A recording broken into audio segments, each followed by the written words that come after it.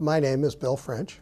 I am the owner of William French Byers Real Estate Services, which is a firm that I started 36 years ago, coming this next year. Mike is my oldest son, and then I have my other son, John, and John is the person who is a member at Independence Center. Early memories of John is John was a typical kid growing up in West St. Louis County, on the swim teams, on the soccer teams.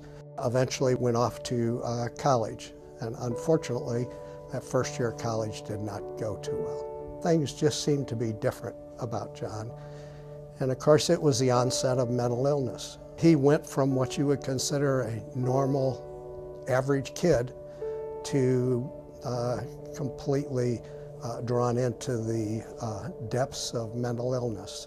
And it is a difficult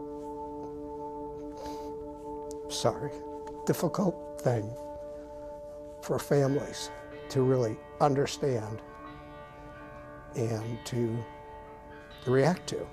He came home from college after that first year, and unfortunately things had not worked out, so he could not go back to college. And he began to isolate himself, and then suddenly one day just disappeared. We had no idea where he was.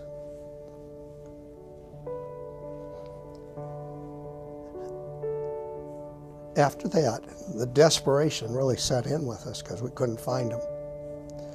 And I began to realize that this is probably what happens to a lot of people who might be from what we'd consider normal homes that just suddenly are gone and end up being that homeless person on the street pushing a grocery cart.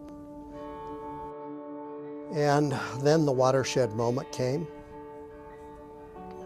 He went to the quick shop, bought some razor blades, slashed his wrists.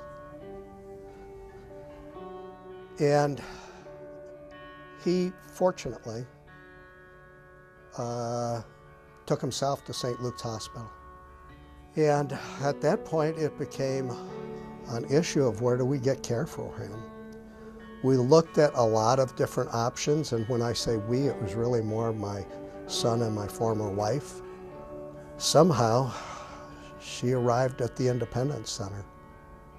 And Independence Center came out and interviewed John and agreed that he was somebody who was a good candidate for their program. And the strides that he's made over that period of time have been unbelievably good. Independence Center, to him, is really everything. What you don't realize is, unless you're involved with mental illness, when a person's mentally ill, our society disenfranchises them. They become outsiders, and they don't have friends, and they don't have a home. You know, fortunately for John, I have some means. Many, many people at Independence Center have no means, have no family support.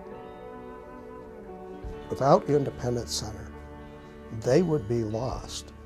I mean, they would be on the street, and there's no safety net for them. If I were to ask John what Independence Center means to him, he would say it's his home. I know the principle behind Independence Center is restoring lives.